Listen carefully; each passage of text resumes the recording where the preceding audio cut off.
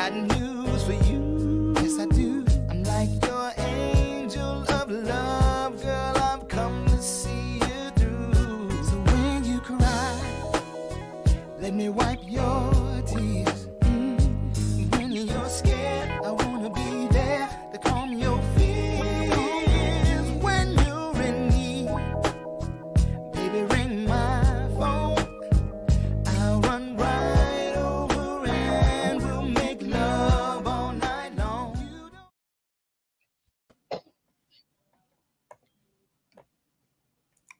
Yo. I'm about to say, you gonna say something, Sean, or do you want me to open up? He just standing there looking at the screen. Well, I just remembered that that new streaming thing that they have inside StreamYard. I remember it last minute. And and so I thought about doing that at the very last minute, man. How y'all doing? What's cracking? Doing good. I'm good. Thank you for reminding me to stream it. I'm just a placeholder, people, until the other two guys get here. Somebody has to be on time and look good at the same time. So, well, what purpose are you serving then? Right? Yeah, really. Well, tonight is a solo show. These jokers don't understand. How you gonna piss off the guy with the buttons? Hey, I'm like, hey, wait a minute. We have enough people for you to be pulling us all out now. We're a solo show. Hey, man, I want y'all to be patient with me because I am not feeling my best. I figured maybe a cocktail would help. That's what I thought, Oh, well, for medicinal you're not purposes. feeling your best and you're not looking your best. So Well, I have always said I have a face for radio, so you're not, No, I wouldn't do that to you. You can't insult me. Oh, look at there. Look at that. Well, thank you, Robert. We appreciate you joining us, sir. Hey, Robert. Nice hard shot.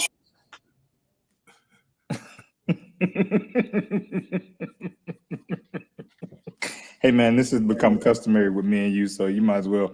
I drew first blood tonight. I mean, you have drawn first blood many a night. I'm upset though, man. Robert said he was rushing to get there. He don't look out of breath to me. I don't see no rush in his breath. There's no speeds of sweat up there. No heavy breathing. You were sitting right there doing a crossword puzzle. You look like I know you look like you just stepped out of the lounge smoking a cigar. Right. That's what it looked like. We disturbed you, Robert. We're sorry. We disturbed you while you was busy. We apologize. I'm just glad that Sean got the memo. What memo is that? The link to the show. Oh. Guys, if you don't know, to the studio audience, we've been dealing with Sean getting a link like every Thursday. Sean doesn't have a link. Roger sends a link. Sean doesn't have a link. It's like your grandparents trying to program a computer or something. I thought you was gonna say it's like your grandparents trying to find their teeth. Yeah. Where I put my denture. Oh, yeah. Over there at the job with the wire. The blind in the back. That's your problem. Man, those dentures be everywhere. Hey, man. So that's the conversation between Sean and between Roger every week. That we get to hey, since I'm not feeling my best, I'm not even gonna fight back, man. Y'all got free reign tonight. Y'all take all the shots y'all want. You think we're gonna go easy on you because you feel like no, I best or something? I expect you to get it in, because when I come back, it's gonna be with a and then Saturday we gonna get it in further. Sunday, yes, we are. Hey, we are. Go ahead, Sean. How were your weeks, man? Everybody doing good? I'm great. It's been a long week. Yeah, it has been. Thanksgiving is next week, so I feel like I'm the fly jock. I come to Chicago, I'm back in Atlanta. I want to get some people to videotape me as I'm going, through these airports and everything. Those of you over 45, fly jock was a term given to Tom Joyner, a former DJ in Chicago and Dallas. Tom would do a show in Chicago, take a flight to Dallas. They don't know who the fly jock is. Fly jock. You just need to say that a little faster. I'm in Atlanta. I need somebody to film me. I'm like, dude, you need to finish that sentence faster. Man. I have to give you credit. that is pretty funny. And it has, for me, it has become one of the funniest parts of this show when somebody says something that you think is old as hell, and you need to explain to the people listening what it is. That fly jock, that was very funny. I get it where I'm at. Yeah. And I'm the youngest person on the show. So oh my God. Here we go. We're now lying again about being the youngest. Here we go. Lightning strikes right now. Right. Why? Really. Why would lightning strike? Because you're lying. I'm the youngest. You're the most immature, Glenn, but you're not the youngest. I was born after I am you. going to change my name to the. I need a new nickname. So youngest in charge. I want you to be nice, but Sean calls me the Renaissance Man, which I appreciate. Thank you, Sean, very much. But I think I need a new nickname. So as people give the nicknames in the chat, I will change my name as long as it's good. If it's bad, I'm gonna screenshot whoever it is and I'm gonna come find you. So I need good names. So good nicknames. I feel like I need to carry around mics. Mel has a new mic tonight, ladies and gentlemen. No, I don't. This is the same mic that I've always had. Man, I haven't seen you using that mic. You like That's Sean. because you're old and you forget. It's the background that changed. The background has changed. I see but the mic is not. Chicago. He's frozen though. Oh, there you go. You freezing, Robert. New mic, but the same face. Can we change the face and keep the mic? Give us the topic, Sean. Give us the topic. Is this the signifying show? Because that's all that's happened. This is turning to the old man around the card table show. I know. I had a nap before the show, so I'm pretty loud. And I tried to take a nap before the show, but I was fiddling with this new laptop and not getting it to work right. And I was like, the nap was so attractive. I was like, can I get just an hour? You know, how the church folks said, hour power. Our power. Just an hour. Shout out to Tracy Hill. Hour of power. But yeah, I couldn't. You know, I usually don't look at her comments because she's Team Sean, but TJ Curry says, I identify as the youngest in charge. I like that. I put that on the screen, youngest that didn't see it. It was either your eyes or your mind. Yeah. Both you and Mel identify as the youngest. Man, I've been all right, Sean, give me the first. I was going to bounce out of here when they came in, but I want to hear the first topic before I get out. Okay, so it's going to be long, Roger, so hang tight. Uh-oh, he's back. I'm just saying. That's what we doing, Shadow Man. No, we can't do this on the we can't do it on Saturday. We have to we have to be nice to you on Morning Road. That's really what's happening. This is a purge because we can't curse, we can't really signify. So we have to spend that currency. Question for you, Robert. I brought you something. Sorry, let me go on mute. I'll give it to you for the holidays. I'm sorry. Myself on mute. Somebody how we act on the morning show. And I find this to be an interesting question, especially even when you consider the opposite dynamic, but especially to everybody on the screen, because all of you guys, me included, are extremely busy, have very little downtime. Most of it is attached to things we're trying to accomplish or whatever. But a question was raised: is the desire to be constantly busy some sort of trauma response? Is there possibly a trauma connected to a person's desire to constantly be busy? I think it could be unpacked a lot of ways. A lot of people would say maybe you don't like spending time with yourself, or you don't like the quiet times because maybe there's some thoughts that permeate when you have downtime. But the general question was, would you associate it as being linked to some degree of trauma? And I can't even pick one of y'all to go first because all you Negroes is busy as hell. So let's start with Big Male, since he got like 59 different. Since I'm the youngest, we'll go with the youngest first. So in general, that is a thing. That is something that is very much real in society today. My friend Sarita Love calls it post-traumatic success disorder, where people use being busy and going after successful things as a way to cope. It definitely can be a coping mechanism. Is that automatically the case? No. But in a lot of situations, people don't want to deal with what it is that they're facing, and they find a way to stay busy. And it could be to your detriment if some things go undiagnosed or unanswered or unaccounted for. But it also could play to your success. I mean, I got shot in December of 1993. I was 17 years old at the time, which makes me the youngest, Glenn. And one of the things that I didn't do immediately, well, I did go to therapy, but I lived because of some crazy stuff that the therapist did. Something he said to me about my aunt. That's a whole nother situation. But I ended up being the situation, me facing my own mortality, what that meant to me, how I felt about it. I ended up not facing that situation head on right away. And so in order to keep from thinking about it, I got involved in multiple activities, and I was successful in them. I was driven. But later on in life, I did end up going back to therapy and dealing with the things that I didn't deal with from getting shot as a teenager. So is it a trauma response? I think fair. But I think in some cases that can be a thing. It's just not automatic. And it's not necessarily unhealthy. It just kind of depends on the person. Everything is a case by case scenario. I agree. I agree. Glenn, let me hear from you before I flip it and give some different angles to it. I agree with Mel because he's the oldest, and I should always agree with him.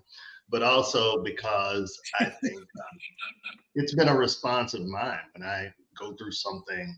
It's not even seriously traumatic. It could be a breakup. It could be anything, or there's something going on in your life. Sometimes work and busyness replaces the time to dwell on those things. So you kind of use it as a mechanism for coping with other things. You throw yourself into work. And I remember doing that when my mom passed. I literally just threw myself into work, stayed busy as I could so that I didn't have to think about it for some time. And I was to the point of exhaustion for a while. And I actually talked about that on an interview on Tammy Lynn Connor's show, where I almost had a wreck one night. Not because I was drinking or anything, because I was literally exhausted. I found myself about to run off the road out of just being tired, like falling asleep. And if you've ever fallen asleep and kind of blacked out and don't know you fell asleep, and then you wake up and you're doing this, and that happened to me one time, and I had to really catch myself and stop because I realized I was throwing myself into one thing to forget about it. Yeah. Robert, what are your thoughts? You're an incredibly busy. You're the new age fly jock. So, what are your thoughts? Wait a minute, don't do that, Roger. You're here, which is unusual. So, why don't we have you go before we have Robert go? Since we don't always have the luxury of your voice. So, one of the things that since you said that. Oh my God. No, man, actually both of them kind of covered it. I think that people do dive into being busy to avoid certain things in their life, whether it be relationships at home. I know guys that used to work, 12, 16 hours a day because they did not want to go home, just like the guys that leave work and then they stop by the bar to just decompress for a minute or prepare for what they're about to walk to when they get home. Other people, it may be like kind of what Mel said, not so much trauma, just things they don't want to deal with or think about. If I can keep my mind busy, then I don't have to address it or deal with it or even acknowledge it. Sometimes you want to say so busy that you keep it just on the farthest reaches of your mind. So it doesn't even come close. And if it does, then you pick up another project or another job or another whatever it is. But yeah, kind of with both of those guys, I think that is a thing that people do. I think trauma is a rough word because I don't think it always has to be trauma that somebody's running away from. It can really just be a bad situation or just something they don't want to face, whatever that thing is.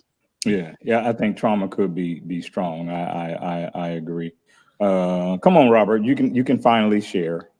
Well, I'm thinking about Mel getting bowl and food and stuff, and I'm Y'all starving. know it ain't a show if I ain't eating. We back Right. on social media now. Right. I'm just following my old Your old habit. you know.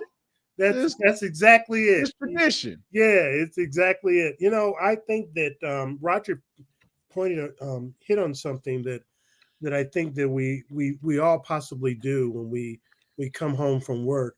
Before we go into home, we're in the driveway or something and just kind of sitting and chilling for 20 or 30 minutes before we go in the house, because we know that things are it's not going to be the same when we go in. And we and ladies, I just want to say this: sometimes we just need a chill moment, whether it be out in the the driveway, the garage, or any of those things before, because we've been dealing with so much stuff.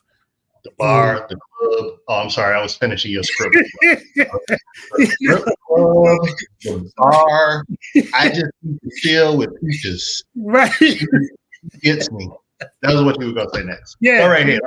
So all of that stuff is important, but I think, Sean, what you were talking about is that Glenn, it made me forget what the hell I was talking about. Well, you had that was coming, and I say this lovingly. You had gotten a little off task anyway, off topic anyway. But it was a great turn that you made, and one that I don't want to dismiss. So I'm gonna circle back to it, but I also think it's interesting how the reverse of that can work, and I think that the pandemic did that to a lot of people. And so while there are a lot of people that might find some dysfunction in those that want to stay busy, there are a whole lot of people now that don't even want to leave the house. And they don't want to leave the house because they got so used to not socializing and being around people when COVID was at its height. And I tell you, I'm one of those people. Like, I can find something to do at home. And so I think if it is connected to any trauma or dysfunction, I think it can work both ways, for example, even in the way that Mel mentioned, the chasing the money thing. Some people know I recently went through a breakup or whatever, and every time somebody would mention to me, dating again or whatever, I'd always say, look, I got enough shit to do. You know what I'm saying? Like, I have enough stuff to throw myself into if I just need something to occupy my time.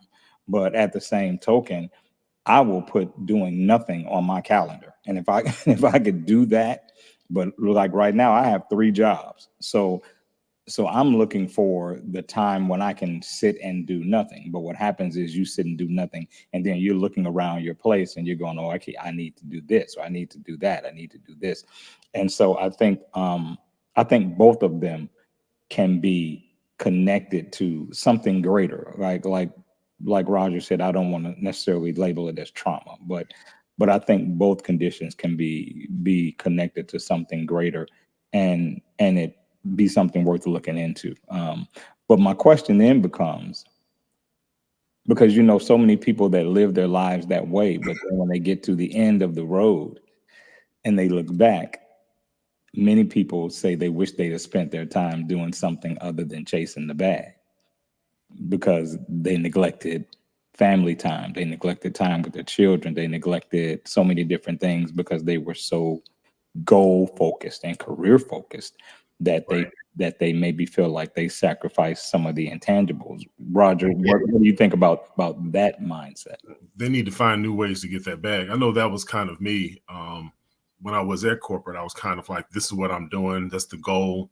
When I realized, first of all, that there was a ceiling, and that it wasn't even a ceiling I wanted to break. Mm-hmm, mm-hmm. And I was like, I need to pivot and get out of here. And that was a challenging, but yes, definitely those moments where you're just like, I need to stop. Mm-hmm, mm-hmm.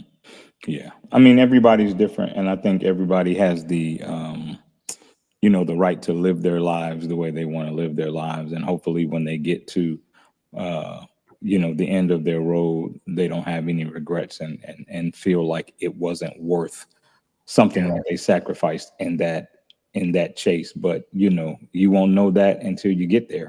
I had a boss that said one time we were talking about time off, and I was always struggling to take all of my time off by the end of the year. It's like use it or lose it. And one time he just sat me down. It's like, look, nobody on their deathbed says I should have worked more hours. Take your time, enjoy your time. And they got bad insurance and they needed to work more hours to get insurance. Then they might say that. That's a stretch, Mel. That's a stretch. No. In this context, it's a stretch. The original question too was, and I'm sorry to cut you off, Glenn. The original question too was staying busy. There's a difference between staying busy and chasing a bag, right? Just because you're staying busy to avoid something, or as a trauma response, or whatever, it could be busy doing things to keep your mind off of it. It's not necessarily making more money. I brought up the post-traumatic success disorder as an example, but there are a lot of people that stay busy doing things that don't yield anything as that type of response as well. It's like being on social media. Yeah, right. That dopamine hit from trolling and liking and all that stuff. It's the same thing. Picking up bad, Mel. Yeah, Mel signal is bad. Let's spin it this way. Then, Mel, let's just say in this instance we've concluded that there is some trauma connected to this busyness that a person feels. If they are chasing the bag versus doing something else to stay busy, does that justify the busyness? At the end of the day, you're still running from whatever you're running from. There may be a payout for you connected to it, right? But at the end of the day, you're still running from something. Yeah, and everybody hits that wall. There's a wall that people hit from being busy, from running yourself, from your mind racing and everything else. I mean, this last month I've had to really take it easy because it's been a year of just running. I'm in the airport, running around. We do the show, we do all the 10 other things that I'm doing, and trying to keep everything balanced. And it was a point when I came back from a Europe vacation where I just got sick, and I got really sick, and it took a few weeks to recover. And I'm just getting over it. The old folks would say your resistance was low. Persistence was low, exactly. Your resistance really does get low. Yeah, absolutely. That's why stuff like that are really important. That's real. You get a check real quick. A friend of mine, we have like an accountability partner for business mainly, and then also just in general. The more we kind of started to talk, we realized we both had some health challenges and heart and stuff like that. And so every now and then, not every now and then, actually once a week, just hey, one's for business, the other's personal. Just so you can let know what's going on. I'm driving home, realized I hadn't talked to this dude. It was, I guess I just talked to you guys yesterday, so it's maybe Wednesday. And he's like, hey, I'll call you when I get home. I figure he's traveling. Okay, he's in California again. And he finishes it with, actually, I had a heart attack Monday. And I'm like, dude, okay, you need to take a break. You got to slow down, because I know that was one of the biggest issues he was dealing with. And even now, my wife would be like, I don't know how. There are days in the middle of the day, it may be 1 o'clock in the afternoon, and I will sit up there and I'll start watching King Kong or some movie. She's like, how are you watching TV in the middle of the day? I said, when I need a break, I take it. If I don't have an actual meeting scheduled, and for me, I don't have a hobby anymore that I really, really enjoy doing, anything like that. So just zero accountability, fantasy world. I don't want to think about anything for 2 hours or 1 hour, whatever it is. That's what I'll do. And so you have to take the time. And I'm getting better at it now, because even last night I was back here on the laptop from 2 to 4 this morning, 4:30 this morning, trying to knock out some stuff. And it's like, you know what? And I got to get right back up at 5:30 with my daughter to get her ready for school. Like, I need to start taking some breaks again. Yeah, that's fair and reasonable. Go ahead, Robert. You getting ready to say something? I want to be Sean for a minute with my pen, and stuff like that. But Roger, you said something that's crucial. I think when we talk about mental health or think about it, in okay, but I think that we need to do a better job as men to focus on that because, you know, focus on what specifically, Robert? What? Or not, you know, doing better with our bodies, right? Mm-hmm. And so, you know, if we're not sleeping well and we're getting up in the morning, you know, doctors say that we need 7 to 8 hours of sleep. And because our bodies need to shut down and they need to rest as well, our brains and everything. And if we're not doing that, we're doing a disservice to ourselves. And so when he mentioned being up, you know, 3, 4 o'clock in the morning, it just made me think about, you know, how I do some of those things too. And then I'm tired, you know, throughout, maybe because I'm older, but, you know, I'm the oldest guy. But I was gonna say, yeah, be clear. You're the oldest. Yeah, whatever. Thank you for your honesty, Robert. But I think that we need to really focus on clearing our brains, our minds, and stuff like that, and getting good sleep. Yeah. Before we switch topics, I've become so much more intentional about managing my stress, or at least trying to manage it, because my 9 to 5. And shout out to my girl Tiabe, who posted yesterday that she really wished Dolly would have sang 10 to 2, which I thought was really funny. But I don't know what that meant, but okay, go ahead. But like I may have mentioned, like my day job is super, super stressful. So I've had to manage that. And to the degree that now at night, I have a ritual, you know, in terms of trying to shut my body down and going to bed and putting on the sound of rain and, you know, and anything I can to just kind of bring my body down and relax my mind. And it actually helps. I mean, I tend to fall asleep much quicker, and, you know. I'm sorry, Sean. I'm not laughing at you. I'm laughing because last night, I know, seriously, I did the same thing. Yeah. My wife comes up there, it's like, what is that? Something leaking? What's with the water? I hear water. I'm like, oh, that's me. And like, so you woke me up to tell me that you heard the. You know what? That is really something. You know, my friend CDK actually was into. You know, I think they have it on the TV where you can actually listen to those meditating songs and music and stuff like that you do in the therapy session, right? You know, so to her to you know, for that. But that's actually some good stuff, because it does help you to be able to, you know, bring it down, relax, and all that other stuff. I set mine for an hour. I've been doing it for a couple of months now, and I can probably count on one hand the number of times that I had so much trouble sleeping that I heard that hour end. Yeah. Like usually I'm out pretty quick. Hey man, let's move on. And I'm actually gonna do something a little differently. Robert, what have I done, man? Why are you laughing? No, I'm looking at Roger. Look at him. Look at Roger. It's not me. I'm gonna pop in for a minute. Roger's a vampire. I can't see. Roger got something to say. I didn't even say anything. I don't know what you're talking about. So anybody in the comments hear me say anything? No, they didn't. So notes. I want to do this. I want to do this a little differently than I usually do. So usually when I have an audio clip, I play it first, and then we discuss it. I want to have the discussion first, and then I want to play the clip that led to me asking you the question. So has there become an unfair expectation for men of color, particularly Black men, to always protect every single Black woman that we encounter? Has that taken on an ownership definition that is not only unrealistic, but at times maybe even dangerous? I've seen videos where I've seen women going, hey, my husband doesn't have any responsibility to protect you. His responsibility is to make sure that he gets home to me and his children.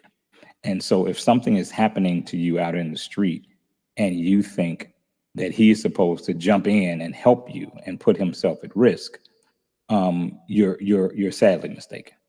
And before I start hearing from you guys, it doesn't just come wrapped in something that's dangerous or something like that, right? I saw somebody post very recently that they were at a bar, and they were in a different city, and they were at a bar. It was a lady, and she was at this bar by herself.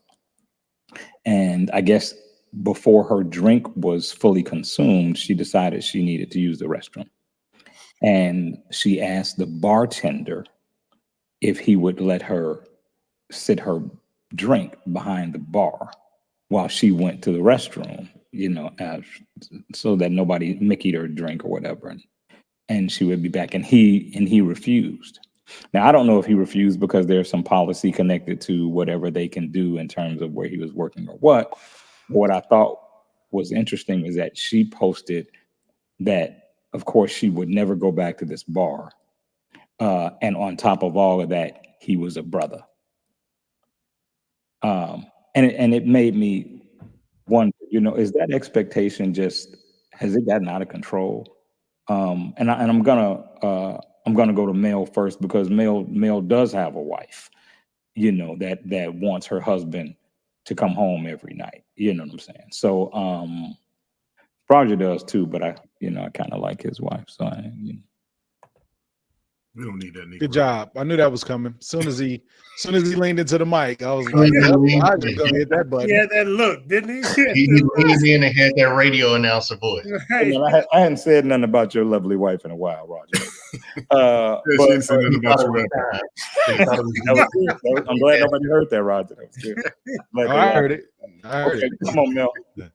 Yeah. So the expectation, I think so many things are in a case by case scenario, and I didn't know that was the clip you were talking about. I hadn't seen that one yet, but there was another one where this white guy had either muffed or punched or pushed this black woman, and she was outraged and all of this other stuff. However, what didn't make it to social media was the taunting and pushing and up in his face that she was leading up to that as he tried to walk away. So, and she's been known, this particular individual has been known to incite riots and violence and, all of this stuff. Like, this is her MO. But for people that are new to either her page or clips of her, it's a thing of oh my God, I can't believe he would hit a woman, when she had smacked him and did all of this other stuff beforehand. There was another situation where a guy was in a football game and ended up getting into a fight because a woman had slapped him or whatever. But that's different than what you're talking about. Yeah. I am of the mindset where I do as my spirit leads me to do. Sometimes I have found myself in dangerous situations, trying to talk people down, break stuff up, etc., etc. I don't think it's an automatic expectation of mine. However, I will call the police and tell people, exactly what's going on. Make my presence known at times. There'd been times where I've been in a parking lot and two people are arguing, and I'll just kind of circle around in the car a couple times. I can pull off if he pulls out a gun, but I also can let him know that, hey, somebody's keeping an eye on you or whatever, so forth and so on. So for me, it's a case by case thing. I've jumped in and broken stuff up before. I've actually gotten hurt, injured before. But it sounds like you let your own barometer be the deciding. It ain't automatic, as opposed to the expectation that exists that you should dive in and help. Correct. The flip side of it is we don't know what happened up to that part, and not that anything is right or wrong, or somebody should be violent, or a man should put his hands on a woman, etc., etc. But there are a lot of times, where you jump in a situation and she had been caught cheating, or whatever, Mm-hmm. Or it's a situation that's not that volatile. Maybe it's like the drink situation I described. Yep. But the expectation still exists that, okay, I'm in this space, you're in this space, you should feel responsible for me while we're both in this space. Yeah. Glenn, what are your thoughts on that? Is it something that's become a little bit unrealistic, unfair? Yeah, to Mel's point, there's a thin line between chivalry and having all the facts before you act. You know, it's kind of like they call it after the whistle. You see the fight after the whistle, but you don't know what happened. You didn't see the foul. Yeah, the ref only see the dude that hits back. He doesn't. Yeah, the ref only sees the retaliation. Yeah. So you have to be careful with that. I think it's unrealistic to think that every man, regardless of race, is going to jump in and come to the rescue without knowing the situation and assessing the situation. And we all live in a big city that can be dangerous. So we've seen things and we're like, okay, let me think about this and what could happen if I do jump in. And you really have to think about that this day and age. To Mel's point, you don't know what happened before. You don't know the relationship. You don't know the setup behind it. And you could come in and be breaking up a husband and wife arguing and not know it. Absolutely. That's absolutely. Even more. And So you again, to pull some of that heat off of it, with the description I gave in the bar, for it to be laid out as a responsibility that was suddenly connected to ethnicity, that I just found that to be uncomfortable. Yeah, like that expectation is unrealistic. That man don't know you. You know what I'm saying? Yeah, it may have been his job on the line. I'm about to say, I don't think you can do that as a job. You can't take a drink back and give it, because you can say that the bartender roofied me. And he doesn't owe her that explanation. You know, but it's unfair for her to decide that that's a fair expectation because they share the same skin color. You know, my favorite complete sentence is no. Yeah, it's not our liability is not covering everybody. Right. Come on, Mel. So the flip side, I won't even saw the flip side, just another angle to look at it, or another perspective. Like, our people are facing so much, and we always talk about this responsibility. If it's going to happen, we got to protect our own. The drink situation, yeah, I get it. You know, that could be a health issue, or cameras at the bar, or potential liability, or whatever. But it's a fine line to walk when we talk about responsibility for our own community. We don't stick together, how we don't protect each other, et cetera, et cetera. So while I see the point of this gentleman, I think the overarching conversation does have a lot to do with the level of security that we do provide for each other, the level of not necessarily accountability, I want to say, but that protection. I mean, there was a point in time where I could be reprimanded, scolded, punished, or whooped by the neighbor if I did something out of line. You know what I mean? Yeah, but like, that was more about respect and age than it was about. Yeah, but it was respect and age played a part in it, but it's still a thing of, this is our community, right? This is our community thing. I know in several different communities, if somebody sees something going on like that, in the Arab community, if somebody is getting into it like that, you will see other Arabs aid and assist other Arabs, hands down. You know what I mean? So I'm not putting a judgment call, right, wrong, good, bad, indifferent. What I am saying, though, to a certain degree or extent, we have to look at how much responsibility do we take for our community and the aiding and assisting, and us being able to feel safe, us being able to feel protected, and so forth and so on, and things. Now, of course, it's a case-by-case scenario and things get crazy, but I think that's another part that we need to look at. Like, how much are we doing for ourselves, because ain't nobody else gonna save us. Come on, Robert. Well, Roger was coming. Let Roger go first. Roger looked like no. Robert will forget. Go ahead, Robert. No. I just was testing the system to see if that really worked when we raise our hand, like in school. That's all. You can jump in. You've been drinking early. You've been drinking really kind of dictator or something. I just wanted to see Robert, Robert's been decompressing. No, I just wanted to see, when you guys were talking about that, it made me think about a situation when I rode the train with a lady, and every morning, and I saw her downtown. We would ride downtown in the city, and I saw her being abused by a man, and who I later learned was her husband. Unfortunately. But like me, other people, we jumped in and kind of said, hey, don't do this. This is, not what you want to do out in public and stuff like that. And it makes it really hard, Sean, because, we jump in and offer up our opinions or our support.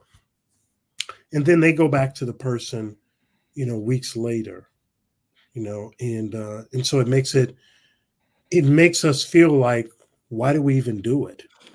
Yeah, I mean, there's so many ways to unpack it, because every time you're put in that situation, it's not going to be a domestic situation. It can be the disrespectful brother, walking down the street that thinks it's okay to objectify a woman that he thinks looks good, and he takes it, to a degree that she feels unsafe, and you're in proximity. At that point, do you feel a need to step in and then risk the confrontation between you and that man, and you don't know either one of these people. Don't know either one of them. And that's a tough thing. I think in the comments somebody has said something. I think TJ or someone else. Yeah, she lost an uncle or something from somebody trying to do something and like that. Happens because we have situations where they're volatile. I know a friend, his daughter jumped into a situation to support her girlfriend, and unfortunately the guy killed the daughter. So it's just so it's that's the thing, Robert, and then Roger, I want you to chime in, but that's the thing. People that usually make those calls, and we've talked about this in terms of when you decide you want to tell that somebody is cheating or this or that, people are so committed to that moment that they don't consider the aftermath. And so you want this man, because you're a sister and he's a brother, you want him to step in and protect you, and if he gets hurt or loses his life, what's going to be your responsibility? What are you going to do in that? You're going to help his wife take care of their children? What are you going to do if the aftermath turns out to be something that you didn't anticipate? Roger, what are your thoughts on that? I was just going to say that I think it does come down to what Mel said. It is kind of an individual decision. You let your own morals and guidance kind of guide you on what you're going to do, but also situational things that I would have done without thinking when I was single. Yeah. Now that I have a wife and specifically a daughter, I really think that out before I jump in to rescue somebody, because especially with everybody seeming to carry now, it could escalate real quick. Or even without that, if the police are called, the first black man you see is going to get arrested, and then they'll sort it out later. Right. And so I have to look after my family first. As horrible as that is my priority and my responsibility as my daughter before anybody else. That's horrible. It's real life. Because the other thing I was going to say is, daddy to come home. Yeah. I've actually seen, that's my wife saying that. I've also seen the other side of that. I've seen the other side of that, though, where a brother was kind of getting jumped on. He was been really calm, standing back, and sisters jumped in like, you know what? He purposely is ignoring you, so we're going to do what he can't do. So in case you do crazy and want to start a fight, we're going to handle it. Right. And they weren't even with that brother. They just stepped in and they could see him trying to get away because the girl was just wilding out. But they stepped in and kind of protected him from a situation that seemed like just a bait. So let me play this for you all, and then we'll move on. But this is, like I said, I wanted to do this a different way than I usually do, and play the clip that led to me asking you the question after we've had the discussion. So check. Oh, I thought he said he's doing different. He's going to move faster. Go ahead. I brought you something. I'll give it to you. Return to sender. Check this out. Let me clarify this. Are y'all telling us that if you are not related to us if you are not dating us, if you're not having some sort of physical relationship to us, if you don't find us attractive, if you don't find us polite enough, kind enough, quiet enough, that our lives are not worth protecting? Is that what you're telling us? Is that the precedent you're setting? Yes. The same way women will say, you're not my family. You're not someone I'm romantically involved with. You're not tall enough, handsome enough, rich enough, smart enough. I don't owe you a smile. I don't owe you words of encouragement. I don't owe you respect. I don't owe you any kind of gratitude. Men will hold the doors open for women and they won't even say thank you because I don't know you. The same way when you see a man down on his luck, you judge and laugh instead of offering him words of encouragement, speaking life into him. Why should I do that? That's a stranger. Things that don't cost you anything, you will not give to a man that you don't know, you don't want. But y'all expect these men who don't know you, don't owe you anything, and they have their own families at home that they need to get back to. Y'all expect those men to lay their life on the line for you when y'all can't even give them a hi, smile, or a thank you. Oh, okay. So again, did you get your address? I'm sending her some roses or something. So that is that's what led to me asking you guys the question. I thought the two opposing sides were particularly interesting, and I saw Mel nod when she mentioned holding the door and the lady not even saying thank you. That happens to me at least 3 times a month. At least 3 times a month, because I'm a door holder, and you would be surprised. It happens at least 3 times a month that I told the lady once she dropped the 20 inside. You said what? Is this your $20 bill? And she came back in to look for it. Well, I said nothing, but since you didn't say thank you, you need to go through that door again by yourself. I actually posted this one time. I was in the grocery store and the lady's skirt was up so you could actually see her underwear. And I walked over to her and I didn't even know how to approach her with this conversation. So I'm like, hi, my name is Glenn. And she looked at my hand like I had something on it. So I was like, okay, you know what? I just want to tell you your skirt was up. So, you know, you need to be nice because people see more of you than you actually need them to see. Not only your ugly attitude, but your ugly I can see your ass cheek and your ugly attitude. As a matter of fact, your asshole, not the physical asshole, your internal asshole is showing. Right? You're showing your ass both ways. I remember being on Expressway one time, man, next to a lady that I knew. And you ever can tell when somebody thinks you're trying to flirt and you're not. And so I'm in the car next to her, and I have a problem all the time. I don't know why. I'm sure you do. And her her trench coat and belt were long enough that they were hanging outside of the car. Yeah. And I'm like, oh, there's such and such. I won't say the name. And so I'm next to her, blowing, trying to get her attention to tell her, hey, girl, it's me. Look at you. And you know how you can see somebody and they can tell, that somebody's there, but she refused to even look over. Like, I'm like, you could at least look over to make sure I ain't trying to tell you your car is on fire or something. I mean, I really can't hurt you right now. I'm trying, you know what I'm saying? So it's such a weird thing. Now I'm going to go do the reverse and play a clip for you guys first. And this is a conversation that is alleging why women cheat more than men. Ooh. Yeah. And what the actual mentality behind it is. I was about to get some more hate. Far more. Come on. Far more. Come on. Far from. And why do you think women cheat more than men?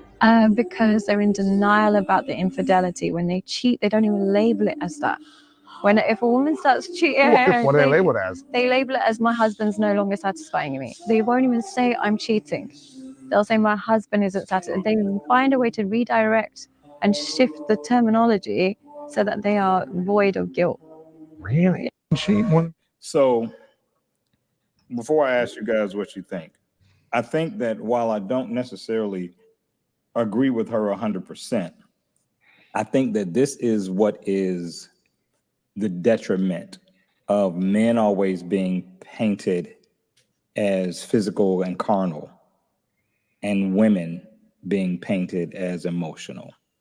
I think that is the backstory at the core of what she's saying, because men allegedly will cheat for the sport of it, where women tend to cheat to feel an emotional absence. They have a reason. This is how it's painted. I'm not saying that this is actually what it is. This is just how it's painted, how people always describe it. And so then, to your point, Roger, it becomes justified.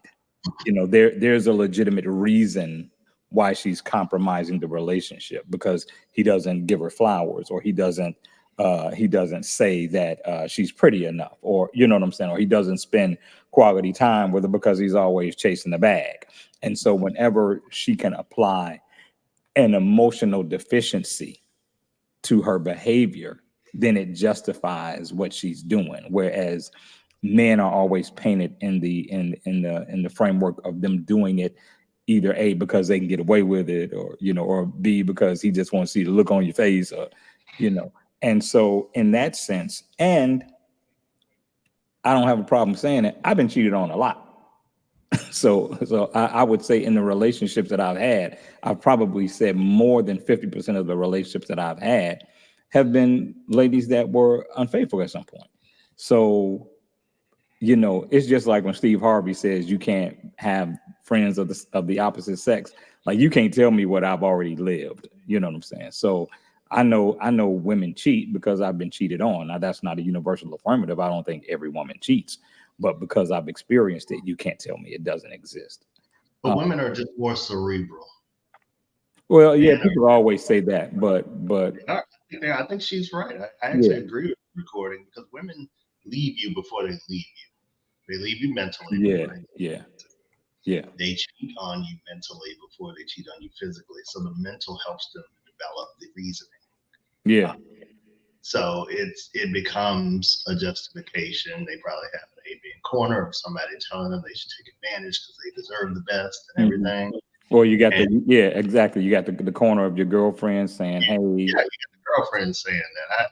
I worked with someone a long time ago, and she got mad because her husband showed up at her job. She was seeing somebody else there. She's married, and her girlfriend they were pissed off. The husband actually wanted to pick her up.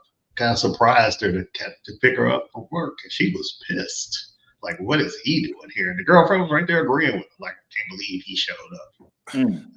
That's her husband. But in her mind, he was messing up whatever was going on with her mentally and the other dude. Yeah. So it's very, men never think you're smarter than your woman. That's the lesson. Robert, you aren't necessarily a relationship guru, but you've had a lot of them. Wow. So, it's a good punch. Good. I thought it was good, man. I thought it hurt me. I said this is gonna land pretty good. Robert, you need better friends. I do. I felt triggered by this conversation, and I think that the whole cheating and all this other stuff that happens is uncalled for. To begin with, number one, I think that we need to do a better job of mating with people who have. He said mating. Integrity. Maybe that'd be the first problem right there. Let's try making love first. Robert, next time you decide to impregnate someone, we need to make like first, not love. We need to make like.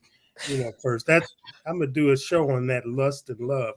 But I think that in all seriousness, that I think that there's a struggle there with integrity.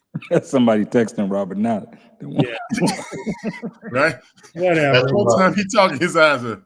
What the hell? Yeah, you know he was down at his phone. But I think that's a struggle there with that whole piece of infidelity and wife husband or wife husband work husbands and all this other stuff, man. I think it's bad, and I think that we have a long history of the framework, and of course this is a man show. It's a man-driven show. I am unapologetically an advocate for men, not at all saying men are without flaw. I would never say anything as crazy as that, but But I think that there are a lot of societal programmings that are unfair to men, and they're untrue. But men still have to bear the carry the weight of those misconceptions. Mel, what are your thoughts? I know you're way past all this. You're happily married, and but what are your thoughts? I'm sure you still have something insightful. What's the exact question? Well, oh, yeah, he did a Robert. Hey, Robert.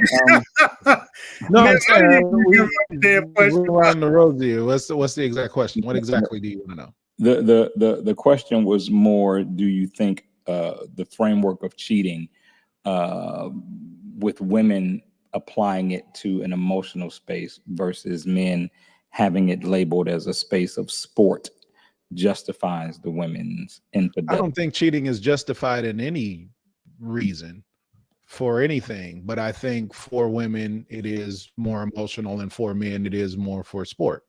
But does that make it easier to swallow? No pun intended.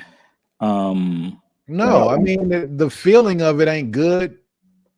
Being cheated on, the feeling of it isn't a good thing. I think a lot of times why this conversation comes up too, in most cases that I've seen, is that if a man cheats on a woman, the level of expectation for forgiveness is different. And if a woman cheats on a man's ego is so crushed that it's harder for a man to deal with being cheated on than it is for a woman to deal with being cheated on. Well, I think there's also this, and I'd love to hear your perspective on this. I think there's also the reality that oftentimes women champion each other. And so when a woman is professing to her girlfriend, similar to the amen corner Glenn mentioned, when she's saying he's not doing that, he's not doing this, I want this, and he's not doing it, she ends up getting a community of support behind her actions because they're sympathetic to what she's feeling. Whereas that's not really the way men are wired. Or I know a lot of relationships that have ended because of the amen corner that Glenn talked about. Women that aren't going to pay the price for the decision you make, but encouraging you to make a decision. I think that's kind of a two-way street, going to circle back around to that man. Say what? One of them's going to circle back to that man. Right. Right. Going on. Right. But I think the same happens for guys too. I mean, I had a buddy the other day that was telling me, some stuff that was going on with him and what one of his other friends said. And I was like, yeah, nah, bro, I'm not gonna do that with you. Like, I'm not gonna agree with that. But that's just based on my character and who I am. But right. I think, when you go venting to your guys, a lot of the guys do the same thing that the women would do. Like, yeah, bro, hey, you ain't got to deal with that. Know your worth thing. Let's hit this strip club. You know what I'm saying? Like, but I think the disparity comes in the fact that men don't share those vulnerabilities at the same rate women do. So I think if a man does, yeah, he's probably gonna get that. But a lot of men, vulnerability, or is it venting though? You know what I'm saying? No, I think it's all connected to pride and transparency and all of that. The way men navigate it, a whole lot of men I don't think would want to share a kind of hurt or vulnerability like that with their guys, because they're going to get mocked, they're going to get teased, they're going to get signified. So those hurtful spaces, they aren't as willing to share with their guy friend. They need better friends then.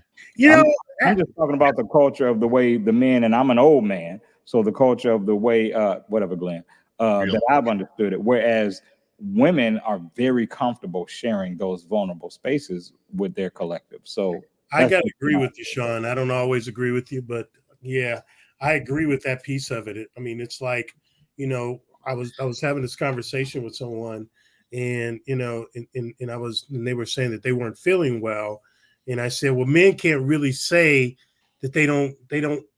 We wake up and we're not feeling well to other men, right?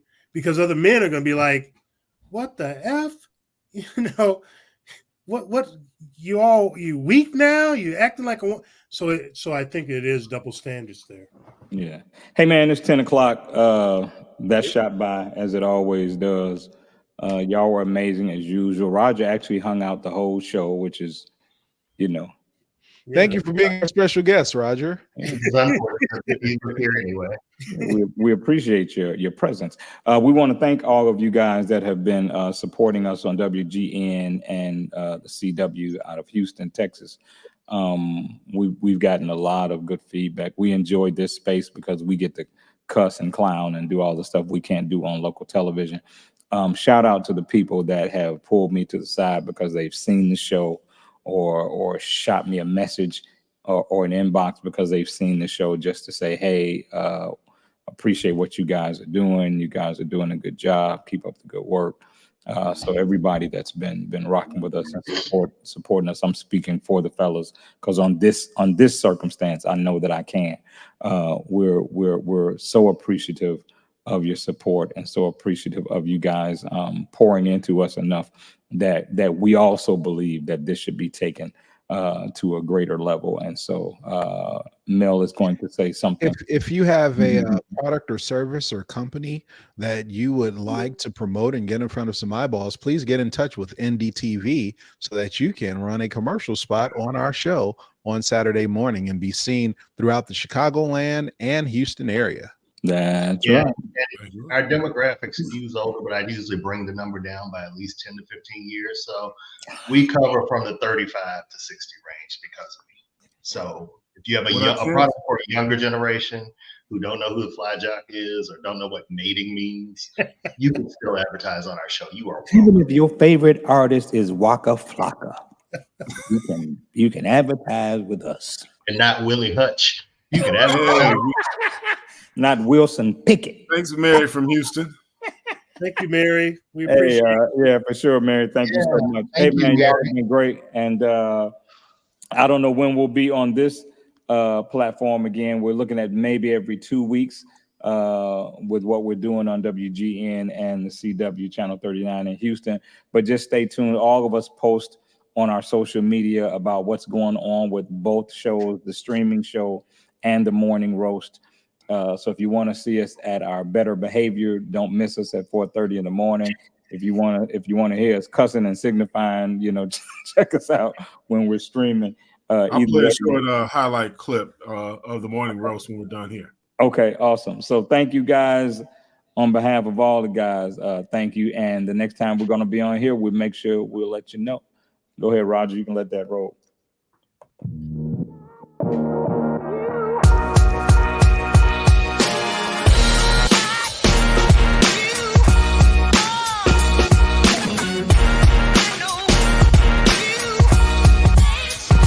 Excited about this opportunity to spread our show and what we've been doing for the last 3 years to even more people, man. I was excited to be part of this show.